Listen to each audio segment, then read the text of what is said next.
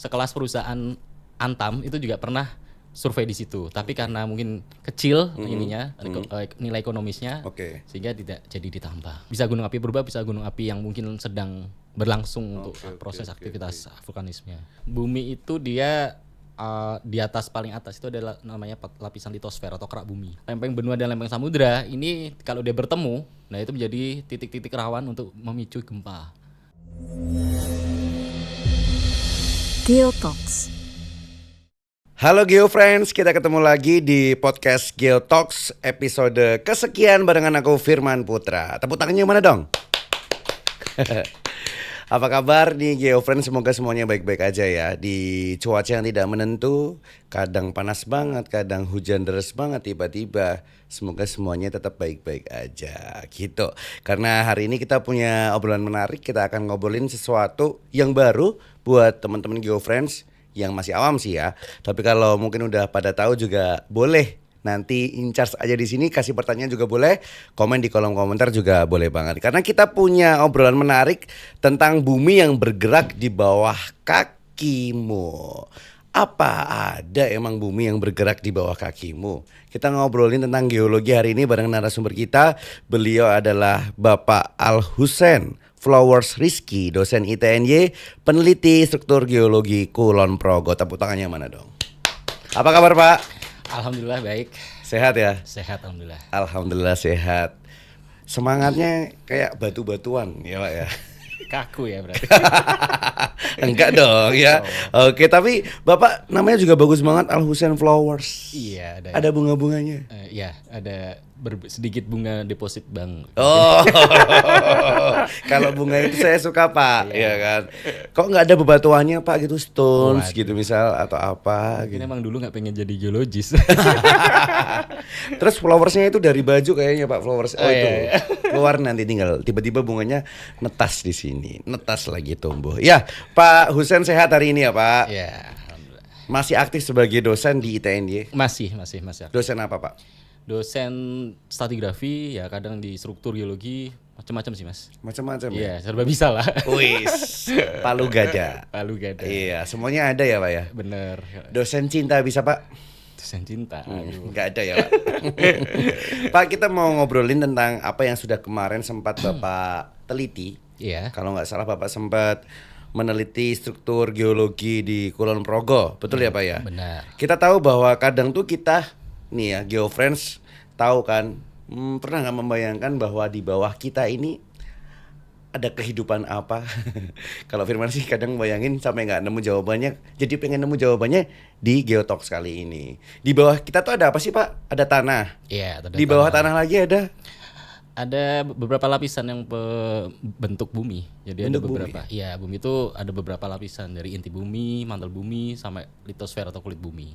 Seperti itu. Aku sebagai warga Jogja gitu kan Pak, lihat sebenarnya pernah bayangin kan ini sebenarnya di bawah tanah kita ada apa sih gitu. Terus kalau orang punya sumur gitu kan, itu emang berapa meter, terus kok bisa ada airnya gitu. Apakah itu tiba-tiba ada airnya? Apakah ada laut di bawah ini Pak? Bukan sulapan tapi Mas, sulap. semua ada saintifiknya. Bukan sulap, bukan sihir, semuanya ada saintifiknya di sini. Bapak, kita tahu bahwa mungkin GeoFriends juga tahu kalau kita berjalan ke arah barat ya Pak, dari Jogja barat. ke Kulon Progo, teman-teman merasa mungkin naik turun gitu ya. Nah itu nggak sembarangan sih ya kan. Hal ini nggak sembarangan karena kita bakal obrolin di sini terkait apa yang ada di sana. Orang-orang mungkin lihatnya banyak perbukitan hijau Pak di Kulon Progo. Tapi kalau nggak salah itu menjadi sebuah apa Pak namanya, hidden gem buat teman-teman para geologi, ya kan? Geologis Mas namanya. Geologis ya manggilnya Pak. Teman-teman geologis di situ. Kenapa bisa gitu Pak? Karena yang pertama mungkin kalau Kulon Progo tuh kalau di zaman dulunya tuh Kulon Progo tuh gunung api purba. Dia ada Dulu. 3 ya. Kayak lagu ya Pak? Kok bisa? Ada lagu Gunung Api Purba. Langgeran itu. Kalau itu di beda. Iya. Itu di sisi timur Jogja. Kalau ini di sisi barat. Ini sisi barat. Dulu adalah Gunung Api Purba. Iya, ada 3 gunungnya. Gunung Api Ijo, Gajah, dan Menoreh. Jadi karena dia dulunya gunung api, dan gunung api kan seperti yang kita ketahui, dia kalau erupsi itu mengeluarkan unsur-unsur hara yang diperlukan oleh tanah sehingga tanah itu menjadi subur. Dan kenapa jadi hijau? Ya karena dari unsur hara itu yang bisa membuat tanaman atau pohon itu menjadi bisa berkembang lebih baik. Seperti itu. Itu sih. Cuma kalau untuk dari morfologinya atau dari mungkin dari sisi geologinya, di sana tuh juga ada emas, Mas. Ada juga batu bara. Serius? Jadi iya, di Kulon Progo itu ada emas di sisi baratnya. Wow. Sedangkan di timurnya itu ada batu bara. Walaupun mungkin batu baranya masih muda. Seperti itu. Sehingga kenapa saya tertarik untuk meneliti Kulon Progo, ya salah satunya mungkin dari itu. Tapi di sini saya lebih tertarik ke struktur geologinya karena mempelajari struktur itu kalau di orang geologi itu adalah ilmu yang paling susah dipelajari. Hampir semua orang geologi atau mahasiswa geologi itu paling menghindari struktur geologi. Itu menjadi momok kalau di lapangan. Jadi berat ya Pak ya? Berat. Oke. Ini menarik sih bahwa ternyata Kulon Progo itu menyimpan batu bara dan juga emas. Iya, emas. Sampai sekarang. Sampai sekarang. Ini sebenarnya para geologi sudah pada tahu Pak atau baru aja kita tahu? Ya mungkin kalau bagi orang geologi pun yang mungkin sudah pernah mengunjungi Kulon Progo mungkin sudah tahu. Tapi bagi orang awam yang mungkin bukan dari Jawa atau mungkin dari Jogja, mungkin keberadaan emas ataupun batu bara itu juga belum diketahui. Cuma emang dia sudah dari dulu ada, sehingga mungkin keberadaan emas sudah ditambang juga oleh rakyat sebenarnya. Cuma tidak terlalu masif gitu. Ya, sehingga dia dari sisi cadangan dia tidak terlalu ekonomis. Mungkin sekelas perusahaan Antam itu juga pernah survei di situ, tapi karena mungkin kecil nilai ekonomisnya, sehingga tidak jadi ditambang. Oke, berarti dapat dikatakan bahwa di Kulon Progo ini menjadi sebenarnya adalah rezeki yang luar biasa ya Pak? Iya, rezeki nomplok bagi rakyat sekitarnya. Iya kan Pak? Gitu. Ya. Ini kita bahas Kulon Progo. Kenapa Bapak kemarin juga memang menelitinya di Kulon Progo? Emang kebetulan atau memang udah tahu intro info ini? Yes, kebetulan kampus ITNJ itu kan punya kampus lapangan di Kulon Progo. Dan salah satunya kampus swasta juga yang pernah membangun lah ya kampus di situ. Dan karena mungkin selama ini orang geologi itu cuma tahu 3 tempat, di Bayat di Jawa Tengah, Klaten, kemudian di Karangsambung, di Kebumen, sama di Ciletuh, Sukabumi. Yang notabene-nya 3 tempat itu ada batuan-batuan yang mungkin bervariasinya atau macamnya lebih banyak seperti itu. Tapi di Kulon Progo juga punya sisi lain, yaitu sisi lainnya adalah yang ditemukan emas sama si batu bara itu yang mungkin juga punya nilai ekonomis. Wow. Ini kalau ngobrol kayak gini serius, jadi pengen jadi pengusaha sih ya Pak. Iya, mindsetnya langsung nggak jadi podcaster ya.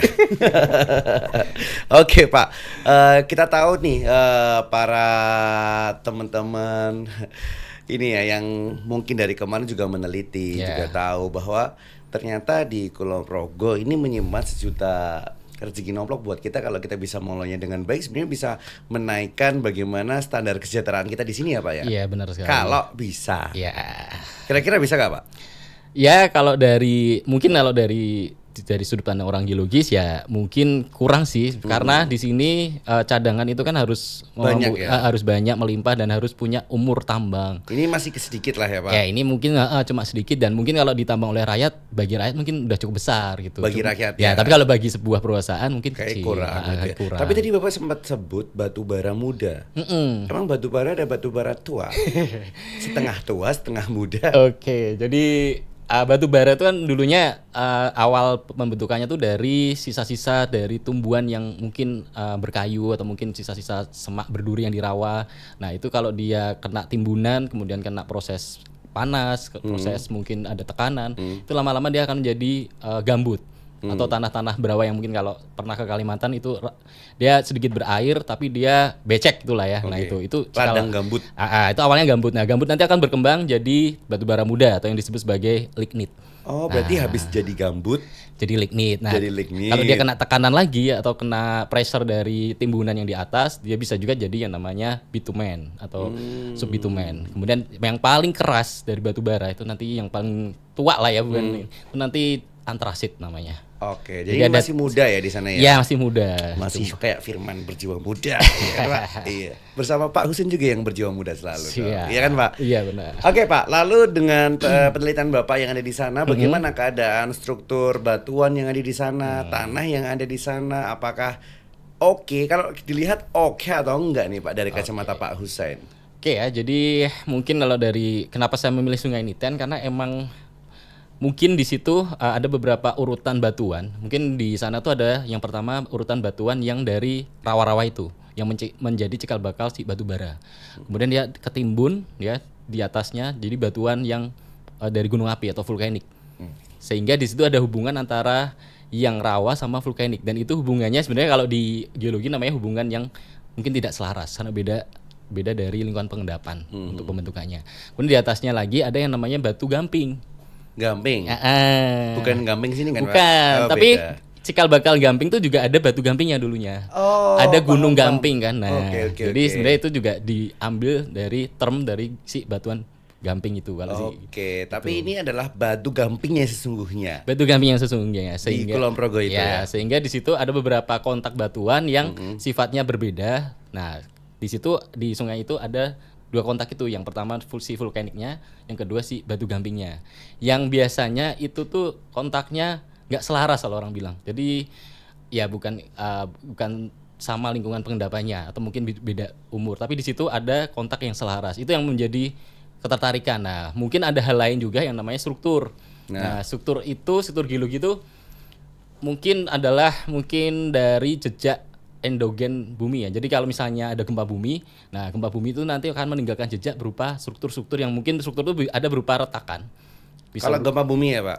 Jadi lapisan-lapisan tanahnya itu retak. Nah, retak namanya kekar itu. Kekar. Ya, bukan kekar yang berotot ya. Beda. Ya, beda. Kemudian jika retakan itu bergeser, itu namanya sesar. Maksudnya kan karena ini ada lapisan tanah retak gini ya, retak gini-gini. Ini retak biasa ya, dia ada patahan ya. Tapi kalau dia kena geser atau itu namanya gitu sesar ya. Itu namanya sesar. Nah, itu mungkin kalau sesar sudah. Hidupku sesar. Nah, ada pergeseran. Sesat ya. Sesar. Itu sesar kalau gini. Karena ada pergeseran. Lalu kalau batuannya melengkung membentuk mungkin semacam huruf A kebalik atau U, itu namanya lipatan. Jadi struktur geologi 3 itu yang dipelajari. Cuma yang dicerminkan atau yang ditampakkan di Sungai Niten itu adalah kekar dan sesarnya. Dan itu mungkin belum ada yang bahas waktu itu. Jadi waktu itu aku lihat, ternyata lebih tertarik untuk strukturnya ketimbang dari kontak batuannya.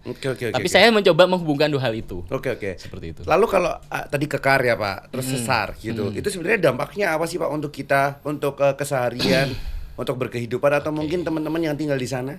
Geofriends yang ada di sana. Jadi kenapa ada kekar ada sesar? Tentunya yang pertama ada proses endogen tadi ya. Endogen itu berasal dari subduksi lempeng. Jadi lempeng di bumi itu yang Masnya tadi bilang di bawah itu ada apa? Itu ada lempeng. Lempeng. Yang mungkin yang menyusul di litosfer. Bukan ya. Ini ya. Ini gendar. Ini keripik ya Pak ya. Lanjut. Nah, lempeng bumi itu nanti ada yang namanya lempeng benua sama lempeng samudra. Nah, di situ dia kalau bertemu dia akan menjadi zona yang aktif gempa atau zona subduksi. Nah, di atas zona subduksi nantinya batuannya nanti akan menjadi banyak sesar dan kekar. Sehingga dari adanya kekar dan sesar itu biasanya kalau dia berbatasan langsung dengan mungkin zona-zona magmatisme, dia akan menjadikan daerah tersebut menjadi vulkanisme yang aktif. Contohnya mungkin Merapi, gunung. Pinter kan aku? Ya. Paham. Ya, jika dia berhubungan dengan mungkin ada lapisan atau aquifer atau mungkin penyimpan tanah yang mengandung air atau aquifer ya, itu akan menjadi mungkin mata air. Jadi dia menjadi rembesan. Paham. Karena dia ini aktif jalan keluar ya. Dia aktif kan di bawah itu. Seperti itu. Dan jika dia berhubungan sama mungkin ya magmatisme itu tadi tapi sudah umurnya lampau, udah jutaan tahun, nanti akan berhubungan dengan emas itu tadi. Sehingga Kulon Progo itu ya ada batu bara, ada emas ya karena ada struktur itu. Jadi struktur itu menjadi pemegang peranan penting di situ. Iya, karena struktur itulah menjadi peranan penting. Kalau tadi kena magma strukturnya, ya kan Pak? Jadi gunung berapi. Kalau kenanya mungkin tanah itu jadi mata air. Jadi mata air. Mata airnya bukan pegunungan kalau gitu. Beda ya, mata air ada berbagai macam juga. Nanti kita bahas sendiri ya Pak, mata air ini. Lalu kalau dari magmatis yang lebih tua tadi Bapak bilang, itu jadi emas, Bro. Emas. Gila Geofriends, ternyata di Kulon Progo ini sebenarnya bisa juga ya Pak ya. Bisa. Kita teliti lebih dalam lagi setelah ini ya. Benar. Nah, dengan oleh sebab itu sih Pak, mungkin sekarang banyak banget nih perusahaan atau mungkin juga banyak teman-teman pengusaha ingin mempunyai sebuah usaha yang ada di sana, yang nantinya melibatkan di mana proses pengeboran tanah, untuk di mana mungkin membutuhkan sebuah sumur tanah atau bagaimana akses mengoptimalkan pekerjaannya harus dengan sumur. Ya. Kita membutuhkan sebuah penelitian yang lebih tepat supaya tidak salah ngebor gitu ya Pak ya. Benar. Itu kalau di sana cukup tricky berarti Pak atau gimana? Ya cukup tricky sih. Jadi emang mau nggak mau orang geologis mungkin ya harus memetakan. Jadi harus melakukan pemetaan dulu. Karena nggak semua lapisan tanah atau lapisan batuan itu bisa menyimpan air. Jadi harus cari lapisan batuan yang bisa nyimpan air. Nah cirinya apa? Cirinya mungkin kalau pernah lihat pasir, nah batuan yang kayak pasir itu. Jadi yang punya porositas atau lubang-lubang, sehingga dia lubang-lubangnya itu bisa menjadi tempat penyimpan air atau sifatnya permeabel nanti. Nah itu, jadi setelah dari situ kita akan mendeteksi, mungkin ya deteksi awal pakai geolistrik sih paling mudah, karena kan di bawah permukaan ya. Nah kalau yang di atas permukaan bisa pemetaan, kalau di bawah permukaan dia bisa geolistrik. Setelah ketemu lapisan airnya baru mungkin nanti bisa dibor seperti itu. Jadi emang prosesnya agak panjang. Agak panjang sih ya. Tadi Bapak katakan itu kan cukup tricky ya Pak ya di sana ya. Tapi kalau kita menggunakan geolistrik, apakah langsung bisa tahu bahwa itu bisa dan juga layak untuk kita bor? Bisa. Saya juga beberapa kali menggeolistrik di Kulon Progo itu dengan batuan yang berbeda, tentunya punya nilai resistivitas yang berbeda. Nantinya mungkin yang kita akan berhadapan dengan batuan karbonat. Nah itu nanti kedalamannya mungkin agak sedikit dalam untuk keberadaan air tanahnya. Tapi kalau berhubungan dengan vulkanik, mungkin yang vulkanik muda atau mungkin kayak Merapi itu dia masih didangkal karena pasirnya tuh belum melekat atau belum padat gitu loh. Dan dia masih bisa menyerap air dengan lebih baik seperti itu. Oh gitu.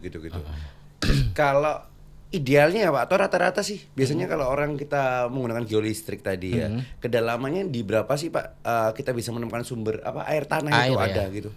Umumnya kalau di dataran Jogja mungkin di kisaran 8-10 meter udah ketemu untuk air tanah dangkal ya. Mungkin di Jogja ya? Iya, mungkin di dataran Jogja. Cuma kalau di daerah Gunung Kidul, saya juga pernah geolistrik di sana, dia lebih dalam Mas. Dia di kisaran 60-100 meter. Wah, jauh banget ya Pak ya? Karena emang yang namanya batuan gamping kan kering ya Mas ya, lubang-lubang lagi, sehingga air itu nggak langsung nyimpen di situ, tapi lolos berlanjut ke bawah sampai ke sungai bawah tanah biasanya. Seperti itu.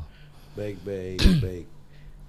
Berarti dapat dikatakan sebenarnya kalau kita ingin mengetahui sumber air tanah yang tepat dan kita akan melakukan pengeboran, begitu ya Pak. Lebih baik kita menggunakan geolistrik tadi ya, supaya lebih deteksi tepat, awal gitu ya, lebih akurat, lebih presisi dan nggak salah bor nantinya. Seperti itu.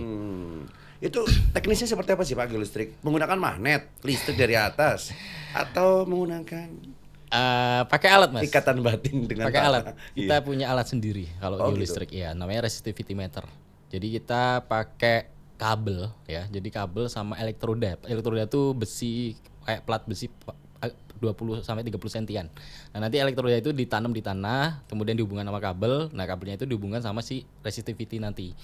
Nah, di resistivity meter nanti mungkin ada monitor atau layar yang membaca nilainya. Nah, tugas geologis mungkin nanti harus menerjemahkan angka itu menjadi batuan apa. Nah, itu. Betul. Itu geolistrik. Itu geolistrik. Rata-rata geolistrik tuh bisa dilakukan bukan pakar gak Pak? Sebenarnya ini nggak apa-apa kan? Orang umum biasanya mungkin kalau di training seminggu itu bisa orang yang bukan geologis, karena sebenarnya itu adalah pekerjaan bukan orang geologis Mas, itu geofisika. Karena geologi nanti terbagi-bagi, orang yang di dalam bumi mempelajari khusus untuk yang dalam bumi sama yang di luar tuh nanti ada pembedanya masing-masing, ada spesialisasinya lah seperti itu. Tapi daripada nanti mungkin malah jadi nggak tepat ya, memang kita harus serahkan ya karena jago ya Pak ya. Validasinya akhirnya kan nanti kan jadi batu apa itu kan yang paling paham ya orang geologi. Orang geofisika pun mungkin ya paham, cuma belum tentu benar juga seperti itu. Geolistrik menggunakan tadi dikatakan listrik kabel seperti itu, berarti bisa cepat selesai. Tergantung Mas, kalau medannya sama mungkin panjang bentangannya nggak panjang itu bisa cepet. Mungkin sejam. Kalau ya sejam. Satu titik kalau yang sounding biasa ya untuk nyari air. Cuma kalau yang nyari emas, barat emas itu mungkin bisa setengah harian. Karena konfigurasinya atau penataan kabelnya itu beda. Gitu. Oke. Jadi memang paling tepat adalah teknik geolistrik ya untuk kita mengetahui sumber air tanah ini benar-benar ada di bawah kita, gitu ya Pak. Salah titik malah boncos. Iya benar, nanti malah rugi besar ya. Iya kan Pak. Salah ngebur ternyata nggak ada airnya. Nggak jadi kita ngebur lagi tempat titik yang lain. Nggak ada lagi airnya Pak. Satu lagi dapat piring cantik ya. Karena udah 3 kali ngebur ya Pak. Tapi ada nggak sih Pak orang tuh perusahaan atau mungkin perorangan memang dia pengeboran tanah mau cari air tanah itu salah?